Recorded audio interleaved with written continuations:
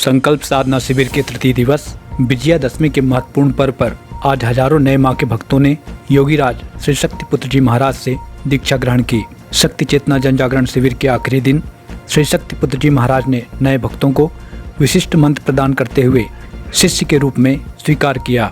इसके साथ ही भगवती मानव कल्याण संगठन, पंच ज्योति शक्ति तीर्थ सिद्धाश्रम एवं भारतीय शक्ति चेतना पार्टी के प्रति निष्ठा जताने वाले शिष्यों को नशे मांसाहार से मुक्त चरित्रवान जीवन जीने का संकल्प दिलाया गया व धर्म रक्षा, राष्ट्र रक्षा, मानवता की सेवा के लिए सदैव तत्पर रहने की प्रेरणा दी गई।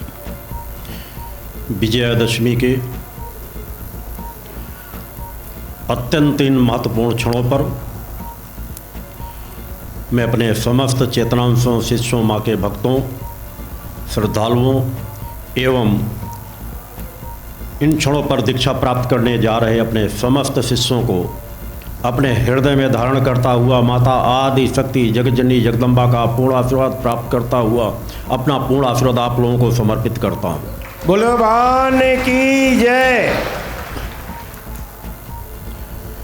सौभाग्य के क्षण मेरे लिए भी और आपके लिए भी।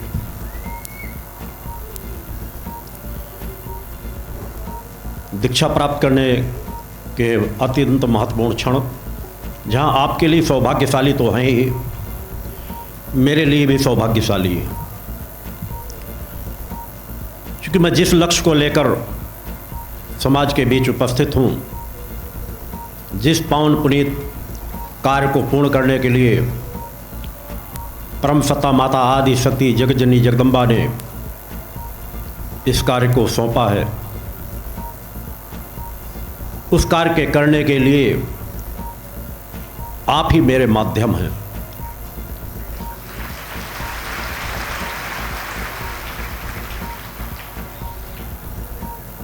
आप लोगों के जीवनों में जितना भी परिवर्तन आएगा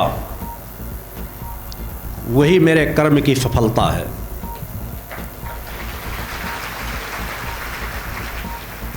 मैं इसी कार्य को करने तो आया हूं कि अनेकों चेतनावान शक्ति साधकों को तैयार कर सकूं, जो विचारवान हों, चिंतनशील हों, कहीं न कहीं अपने पतन को रोकने में सफल हो जाएं। और जो मेरा लक्ष्य है, अगर उतने लोग भी अपने पतन को रोकने में सफल हो गए तो इस चक्र को फिर दुनिया की कोई ताकत रोक नहीं पाएगी।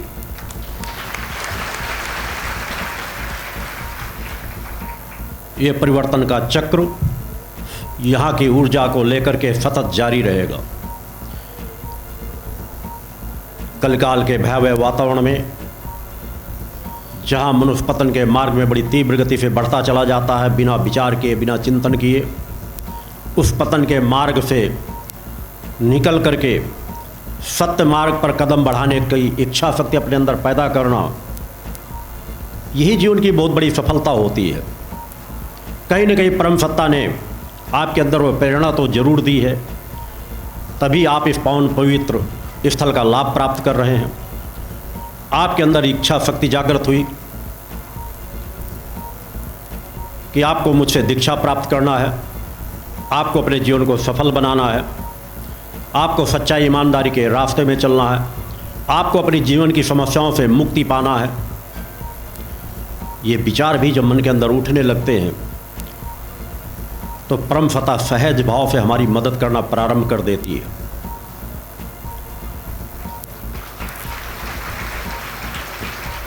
सोचने मात्र का प्रभाव हमारे जीवन में पड़ने लग जाता है और ही का परिणाम है कि आप यहाँ पर उपस्थित हैं। आपके पूर्व के गुरु भाई बहन, उन लोगों की प्रेरणा भी आपके साथ जुड़ी हुई है, उनसे उनका कर्म आगे बढ़ रहा है। आत्मकल्याण और जन कल्याण की भावना जो दो विचारधाराओं को लेकर चलता है, वही सफल मानव कहला सकता है, सफल शक्ति साधक कहला सकता है। जिसके अंदर इच्छा शक्ति हो कि मुझे अपने जीवन में स्वयं परिवर्तन लाना है, उसके लिए मैं भरसक प्रयास करूंगा और समाज के जीवन में परिवर्तन लाने के लिए मुझे सतत प्रयासरत रहना है।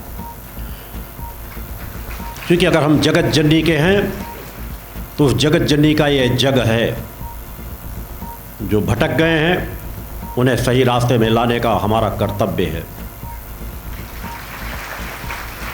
ये पूरा जगत हमारा एक परिवार है। परिवार में कुछ भी गलत हो रहा होता है तो पूरी क्षमता लगा दी जाती है उस गलत को सही करने में। आज समाज की जो परिस्थितियां हैं उनमें हम आप सबको मिलकर के सतत कार्य करते रहना है।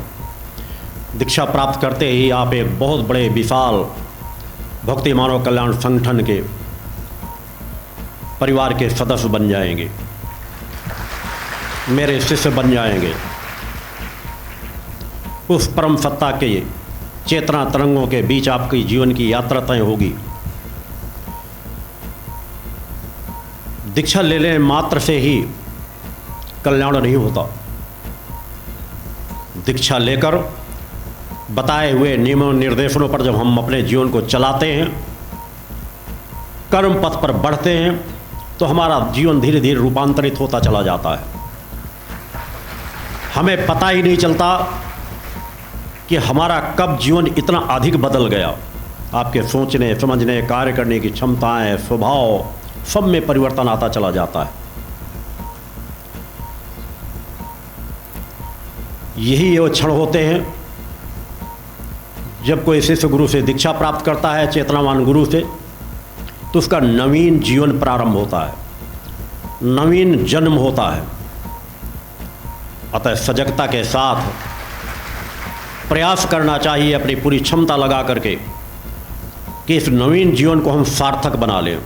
जो बीत गया वो हमारे हाथ में नहीं है, मगर वर्तमान से हम संकल्पबद्ध हो जाएं कि हमें पूरे जीवन को सार्थक बनाना है, पूरे जीवन को सफल बनाना है, आगे कोई गलतियां नहीं करना, नशे मान से मुक्त चरित्रवान चेतनावान जीवन जीना है, तो पूरा जीवन बदलता चला जाता है।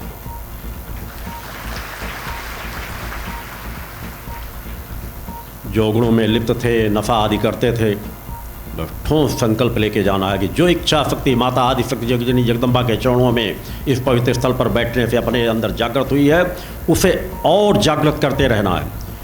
भूल करके भी कोई गलती नहीं करना और प्रयास करना है कि हम अपने आप को स्वयं बदलें और समाज को बदलने का प्रयास करें। गुरु दीक्षा के समय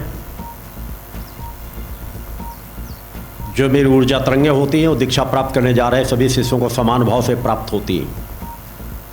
मेरे लिए कोई ऊंच नीच अमीर गरीब नहीं होता, सबको समान भाव से स्वीकार करता हूँ। समान भाव से मेरी चेतना तरंगें कार्य करती हैं। दीक्षा देने के लिए जब मैं उपस्थित होता हूँ, केवल वही क्षण नहीं, एक शिविर पूर्ण हो जाने के बाद उस शिविर की पूर्णता के लिए जो मेरे क्रम होते हैं उन्हें पूर्ण करता हूँ, और नवीन शिविर में दीक्षा प्राप्त करने जा रहे शिष्यों के लिए मेरी संकल्प साधनाएं प्रारंभ हो जाती हैं कि मुझे अपने शिष्यों को क्या प्रदान करना है। उन संकल्पों को लेकर बैठता हूँ। आप एक चेतनावान गुरु के शिष्य बनने जा रहे हैं। समाज में अनेकों गुरु होते हैं, माता पिता भी गुरु होते हैं, पढ़ाई करने वाले, विद्यालय में पढ़ाने वाले शिक्षक भी गुरु होते हैं, कोई भी अच्छा ज्ञान देने वाले गुरु भी होते हैं। प्रकृति से अनेकों क्षेत्रों से हम ज्ञान प्राप्त कर लेते हैं, पुस्तकों से हम ज्ञान प्राप्त करते हैं। आध्यात्मिक गुरु अनेकों होते हैं जो धर्म गुरु के रूप में हमें दीक्षा प्रदान करते हैं, शिष्यों को, समाज को एक दिशा देने के लिए उपस्थित होते हैं, शिष्यों को दीक्षा देते हैं, पुजवाते हैं, दक्षिणा लेते हैं। ये प्रक्रियाएं अपनी अपनी अलग अलग हैं। मेरी दीक्षा देने की कोई दक्षिणा नहीं है, कोई शुल्क नहीं है। इन क्षणों पर मैं शिष्यों से अपने आप को पुजवाता भी नहीं। इन क्षणों पर तो मेरे लिए आप पूज्य हैं।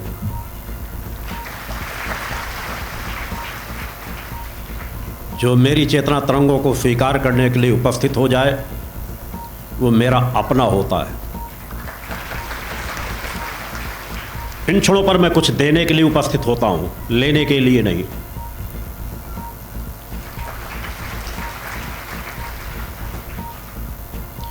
आपका गुरु दान दक्षिणा के पैसे से अपने जीव परिवार के जीवन का, अपने स्वयं के जीवन का जीविकोपार्जन भी नहीं करता। समाज का दिया हुआ कोई भी समर्पण समाज सेवा के कार्य में ही लगता है।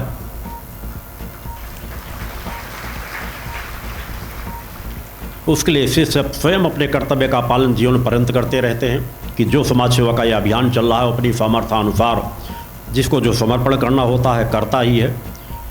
मगर न मैं अपने मिलने का कभी शुल्क रखता हूँ, न दीक्षा प्रदान करने का कोई शुल्क रखता हूँ। ये मेरी अपनी जीवन की यात्रा है।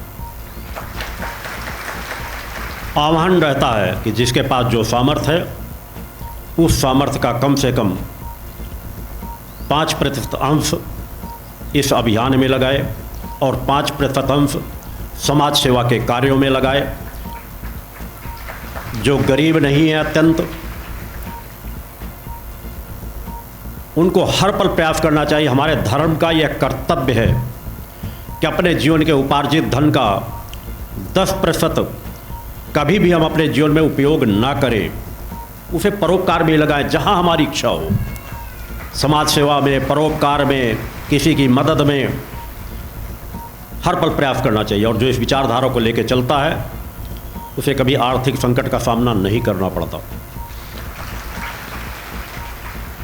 मेरे जीवन की यात्रा में मैं स्वयं अपने सुख शांति समृद्धि के लिए या अपने जीविकोपार्जन के लिए शिष्यों के 1 रुपये को कभी उपयोग नहीं करता। गलती से यदि कभी मुझे लगा कि किसी क्षेत्र विशेष में 1 रुपये खर्च हो गया होगा तो 10 रुपये की उसकी भरपाई करता हूँ, बल्कि स्वयं अन्य रास्तों के माध्यम से समाज सेवा के कार्य चलते रहते हैं। मैंने कुछ समय आप लोगों को दिया कि यदि कोई शेष रह गया हो दीक्षा प्राप्त करने का गलती बस, तो आकर के बैठ जाए। चूँकि अगर इन क्षणों पे दीक्षा प्राप्त करने से रह गया तो अगले फिर डिंडौरी में ही उसे दीक्षा प्राप्त हो सकेगी। और यदि गलती से कोई व्यक्ति बीच में बैठ गया हो, इन क्षणों तक भी उसके अंदर दीक्षा प्राप्त करने की इच्छा शक्ति नहीं जागृत है, तो प्रेम से शिविर के जहाँ तक दीक्षा प्राप्त करने वाले शिष्य बैठे हुए हैं उनके पीछे जाके बैठ लेगा। मेरा आशीर्वाद सभी के साथ समान भाव से बना रहता है।